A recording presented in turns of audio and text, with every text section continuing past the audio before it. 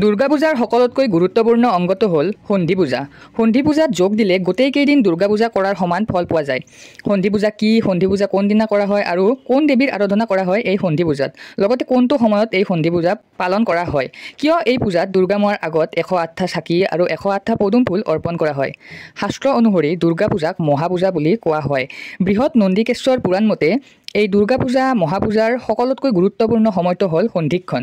অষ্টমী তিথি শেষ হোৱাৰ আগৰ 24 মিনিট আৰু নৱমী তিথি আৰম্ভ হোৱাৰ লগে লগে যি প্ৰথম 24 মিনিট টোটেল কৰিলে সেই 48 মিনিটৰ এই সময়ছোৱাক সন্ধিক্ষণ বুলি কোৱা হয়।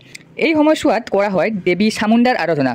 শ্ৰী মাৰ্কণ্ড পুৰাণৰ অনুসৰি দৈত্যৰাজ শুম্ভ আৰু নিশুম্ভৰ আদেশত চন্দ্ৰমুণ্ড নামৰ এটা ভয়ংকৰ অসুৰ দেৱী কৌশিকীৰ লগত যুদ্ধ কৰিবলৈ আহিছিল। তেতিয়া দেৱী চণ্ডিকাৰ পৰা আৱিৰ্ভাৱ হৈছিল মাতা কালৰাত্ৰিৰ, আৰু মাতা কালৰাত্ৰিয়ে চন্দ্ৰমুণ্ডক বধ কৰাৰ ফলত তেওঁৰ নাম হৈছিল চামুণ্ডা।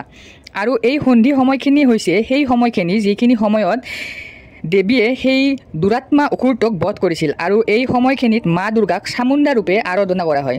ৰামায়ণৰ অনুসৰি ভগৱান ৰামে যেতিয়া ৰাৱণৰ লগত যুদ্ধ কৰাৰ আগতে দেৱীৰ আশীৰ্বাদ ল'বলৈ আৰাধনা কৰিছিল, তেতিয়া দেৱী দুৰ্গা যোগনিদ্ৰাত আছিল, আৰু যোগনিদ্ৰাত থকা ফলত ৰামদেৱক তেওঁ ৰামচন্দ্ৰক দৰ্শন দিয়া নাছিল।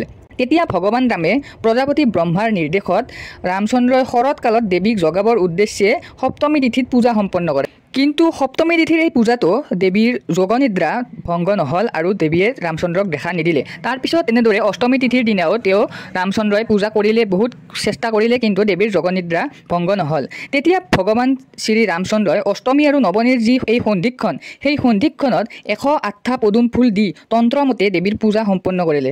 ফলত দেৱীয়ে যোগনিদ্ৰাৰ পৰা উঠি ৰামচন্দ্ৰৰ দৰ্শন দি বিজয়ৰ আশীৰ্বাদ দিছিল। সেয়েহে আজিও দুৰ্গা পূজাৰ এই সন্ধিক্ষণত পুৰোহিতসকলে বহুত ব্যস্ত হৈ পৰে, কিয়নো এই 48 মিনিটৰ ভিতৰতে সম্পূৰ্ণ পূজাভাগ সমাপ্ত কৰিবলগীয়া হয়। আৰু পূজাৰ সময়ত 108টা প্ৰদীপৰ জৰিয়তে দেৱী দুৰ্গাৰ ওচৰত প্ৰাৰ্থনা জনোৱা হয়, যাতে আমাৰ জীৱনৰ সমস্ত অন্ধকাৰ দেৱী দুৰ্গাই দূৰ কৰি দিয়ে। এনেকুৱা ইনফৰ্মেটিভ ভিডিঅ' পাই থাকিবলৈ মোৰ চেনেলটো ছাবস্ক্ৰাইব কৰি কমেণ্টত জয় মা দুৰ্গা লিখিবলৈ নাপাহৰিব।